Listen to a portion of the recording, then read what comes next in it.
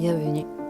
Je m'appelle Marine, je suis une femme avant tout, passionnée du corps, passionnée de ce qui se passe à l'intérieur, de son langage subtil et finalement, ça nous ramène à nos désirs, ça nous ramène à notre intimité.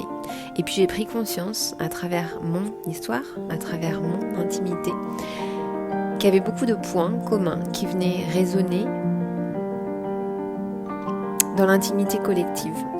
Alors j'ai eu envie, dans une nouvelle expérience, dans un nouveau format, de vous partager une histoire d'intimité, parce que le un forme le tout, et que dans intimité, il s'agit juste d'un instant, qui pourra peut-être aussi résonner à l'intérieur de chacun d'entre vous.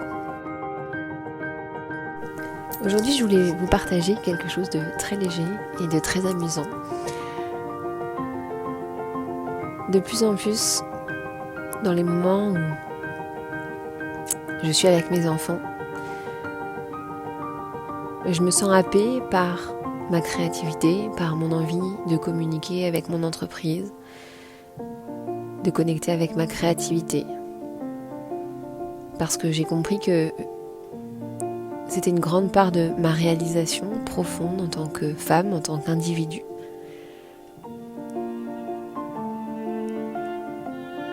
J'ai très souvent été emportée par cette sensation de vouloir me connecter à mon entreprise parce que j'avais la sensation que ça me permettait d'être pleinement à partir du moment où je me suis trouvée, à partir du moment où j'ai compris qui j'étais, à partir du moment où j'ai reconnu mon identité, mon empreinte, mon expertise, mes talents, où je me suis reconnue en fait moi, tout simplement. Et pour autant, je me suis vue avec toutes ces limites et ces limitations, dans ces moments conviviaux, familiales, à avoir mon intérieur qui brûlait cette envie folle de s'échapper, de s'isoler. Je l'ai fait à de nombreuses reprises, pensant que c'était venir respecter mon rythme, mon besoin, mes envies et mes désirs, et pour autant je me suis rendu compte aussi à quel point, sur certains moments, ça venait me couper de cette réalité, de ce quotidien que j'avais créé, de cette vie de famille qui est finalement tout aussi importante et qui fait partie d'un de mes piliers. Alors de plus en plus, dans ces moments où on est 4, j'essaie de ralentir un maximum. Et avant de m'échapper, de m'isoler et de me retrouver dans cette intériorité, connectée à mon essence, mon centre, à mon entreprise, je me pose toujours cette question. Est-ce que finalement c'est mon corps qui a envie, qui appelle à cette créativité, à cet éveil, à ce pouvoir créateur? Ou est-ce que c'est finalement ma tête qui reprend le dessus? Parce que derrière, il y a souvent des peurs. Parce que derrière, il y a souvent cette envie de faire. Et que je me déconnecte alors de cette envie d'être. Et en ce moment, la grande passion de mon grand, c'est le dessin. Et ce qui est assez extraordinaire dans ces activités, c'est que j'ai l'impression de découvrir une autre facette. Plus calme, plus posé, concentré, méticuleux, passionné. Ça m'a beaucoup interrogée parce que du haut de ses 4 ans, c'est un petit être rempli de vie et rempli d'énergie, parfois débordante et totalement déstabilisante à mon égard. Ça vient me challenger au quotidien. Et pour autant, je me rends compte de cette insouciance, de cette vie qu'il a envie de bouffer, de croquer à pleines dents.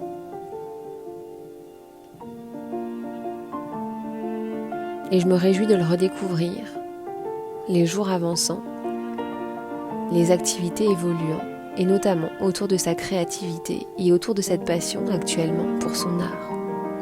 Je me suis rendu compte à quel point, finalement, quand on est connecté à notre art, quand on est connecté à notre expertise, à nos talents, à ce qui nous passionne, à cette partie innée qui se cache à l'intérieur de nous,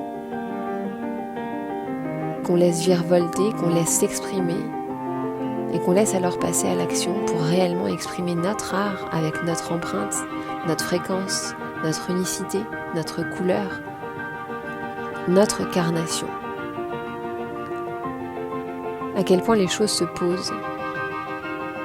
Et je crois qu'au-delà du plaisir que j'ai pu ressentir de voir mon grand se poser, du haut de ses 4 ans, avec ses crayons, ses feutres, à chercher les dessins qu'il avait envie de venir dessiner, colorier, à choisir son papier, c'était de m'apercevoir à quel point, quand on est connecté à son art, quand on est connecté à ce qui nous fait vibrer et à ce qui nous passionne, sur le moment, à quel point finalement on est aligné, posé, ancré, à quel point la vie est douce, agréable, remplie, à quel point finalement ça nous nourrit, à quel point finalement on nourrit aussi les autres juste en faisant notre art. Parce que la réalité c'est que au-delà de voir, faire ces dessins, prendre ce temps de créativité, ce temps artistique, je m'apercevais à quel point c'était plaisant pour lui, mais à quel point ça venait me remplir et me nourrir, comme si les énergies qui se dégageaient de son corps venaient me nourrir, venaient me cajoler, à quel point je venais m'imbiber de ces énergies sans avoir à rien faire. Et je me dis que finalement, peut-être que ce nouveau paradigme, peut-être que ce que j'ai envie de partager aussi à travers cette vision du corps et du business qui sont totalement liés, c'est de pouvoir se rendre compte à quel point quand on est connecté à son intériorité, au centre de notre corps, à notre cœur, quand ça vient du fond de nos tripes, quand c'est viscéral,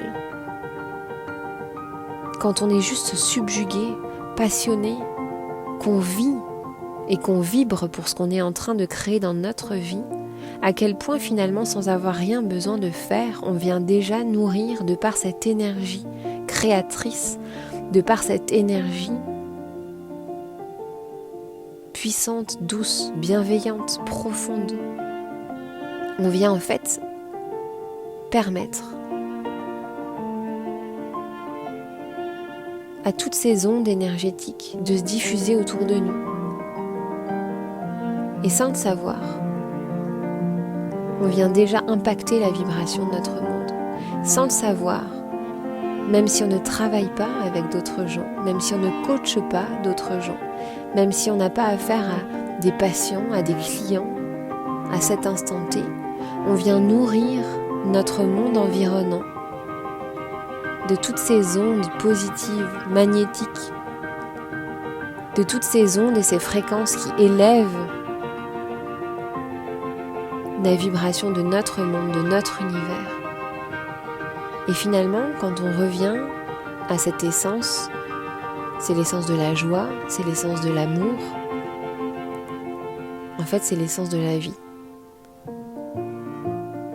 Combien de fois, finalement, on préfère passer à côté de cet art, à côté de ce qui nous passionne, parce qu'on rentre dans le faire, on rentre dans le fonctionnement égotique, on rentre dans la réaction et la réactivité, on rentre dans ce désir d'exister pour rentrer dans une case et exister au regard des autres plutôt qu'à son propre égard. On finit par s'égarer de son propre chemin.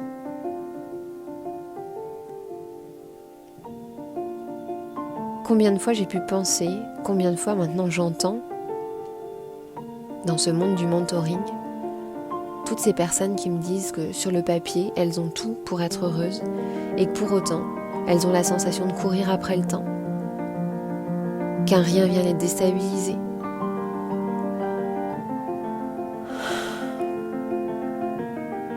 Que c'est leurs émotions qui chapeautent leur vie, leur quotidien, qu'elles sont totalement décontenancées.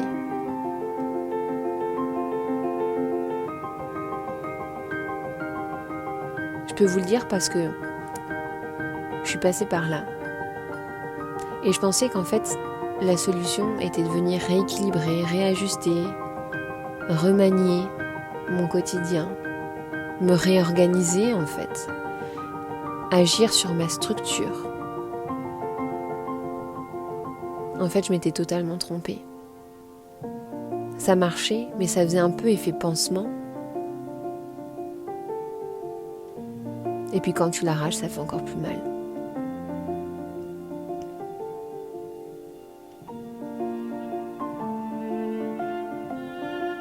au courant de ces 2 dernières années, je dirais même plus ces 10 dernières années, mais en accéléré ces 2 dernières années, je me suis rendu compte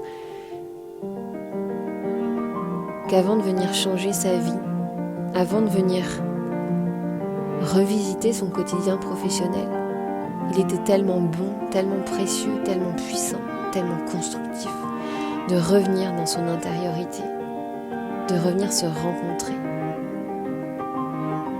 Parce que finalement, on n'est pas juste un bout de papier, qu'on est des êtres humains, et quand en plus sur le papier, ça ne nous satisfait plus de notre intérieur. Il y a vraiment cette question à venir se poser. Qui je suis ? Qui j'ai envie d'être ? Qu'est-ce que j'ai envie de faire ?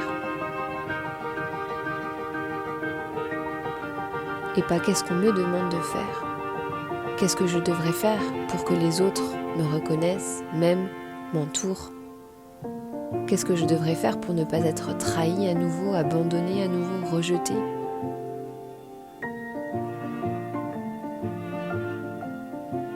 Parce qu'on préfère souvent s'abandonner, se trahir et se rejeter pour être sûr de continuer à être entouré.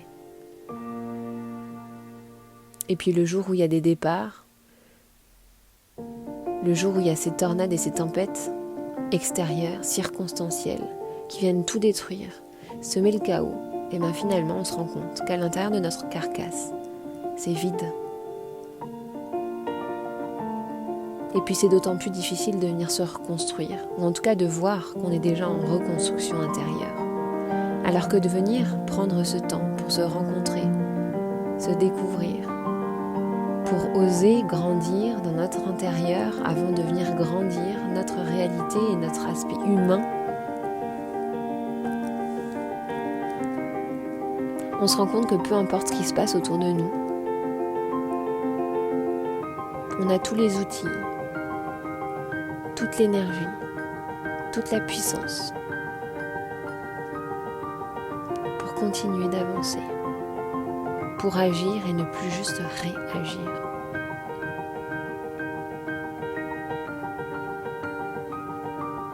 Et ça, c'est ce qu'il y a de plus précieux. Oser se rencontrer en ayant cette conviction, en étant persuadé qu'on le fait pour nous, mais qu'en le faisant pour nous, finalement, sans s'en rendre compte, on va venir disséminer autour de nous une nouvelle énergie, une nouvelle fréquence qui vont montrer aux autres, qui vont donner envie aux autres aussi, peut-être, de se retrouver pour élever le monde dans lequel on vit, pour amener de la lumière, pour amener de la convivialité, pour amener des responsabilités.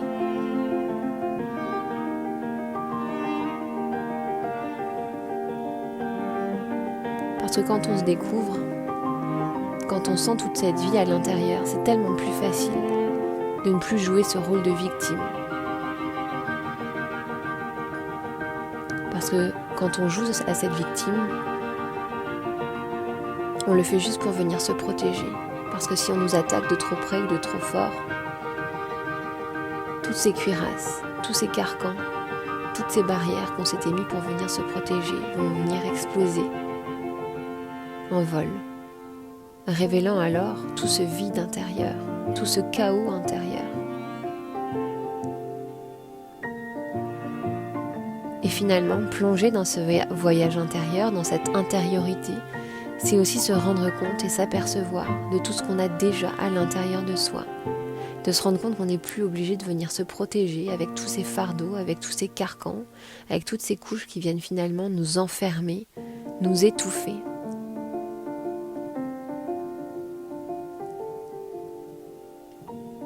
Qu'on est capable de reconnaître nos parts de responsabilité,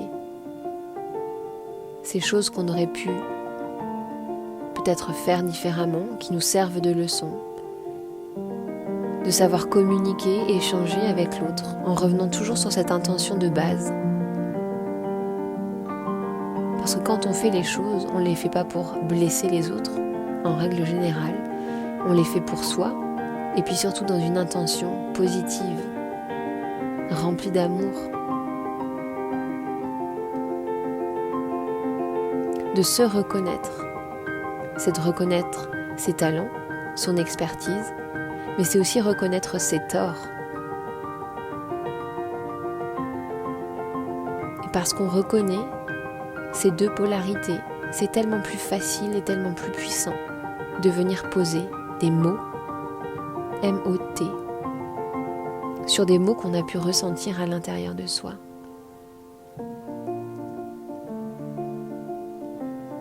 On amène des discours, on amène une communication.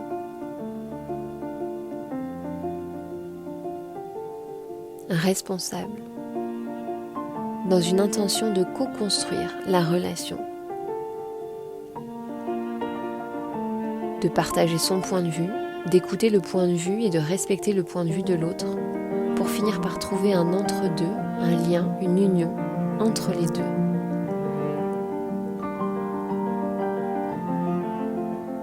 Et parce qu'on vient finalement se rencontrer, on s'aperçoit que non seulement on vient dégager une fréquence, une couleur, une carnation totalement différente autour de nous, mais qu'en plus de ça,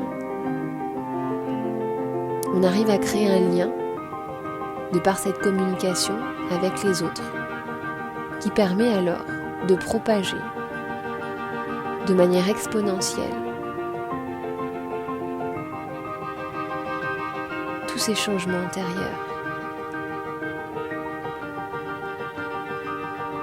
qui viennent finalement élever nos relations, élever nos niveaux de communication, qui nous permettent d'avoir des discussions beaucoup plus profondes, beaucoup plus construites, beaucoup plus pérennes, de pouvoir se rendre compte que quand on ne partage pas un point de vue, il n'est absolument pas question de remettre en cause la valeur de l'autre ou sa propre valeur, que ni l'un ni l'autre n'ont tort ou n'ont raison.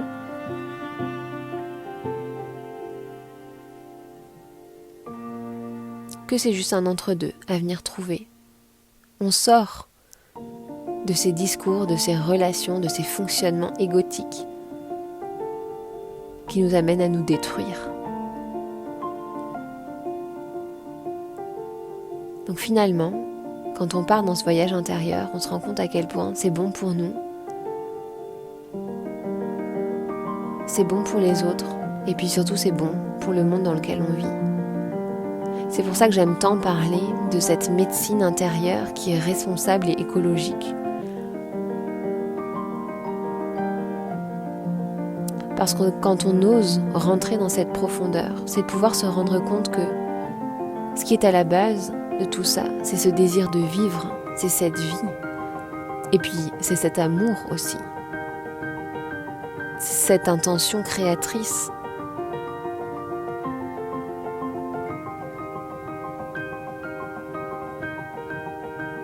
C'est prendre soin de notre monde intérieur. C'est notre écologie intérieure. Puis comme je vous l'ai expliqué, on peut facilement voir et comprendre que ça vient se propager dans notre monde, mais dans le monde des autres, et puis surtout dans le monde dans lequel on vit. Donc prendre soin de notre écologie intérieure, c'est finalement prendre soin aussi de notre planète.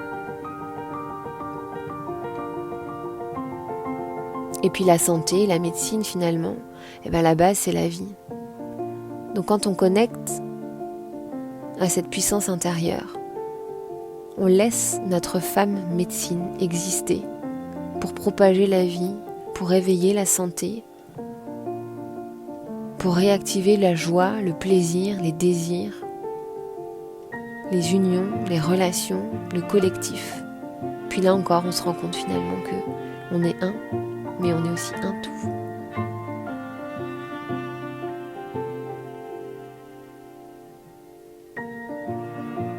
C'est juste de pouvoir se rendre compte à quel point le corps est un outil extraordinaire d'évolution, de développement.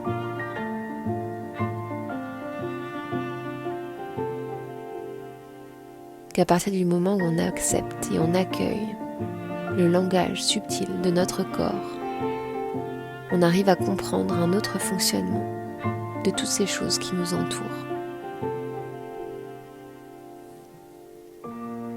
À très vite pour de nouvelles aventures.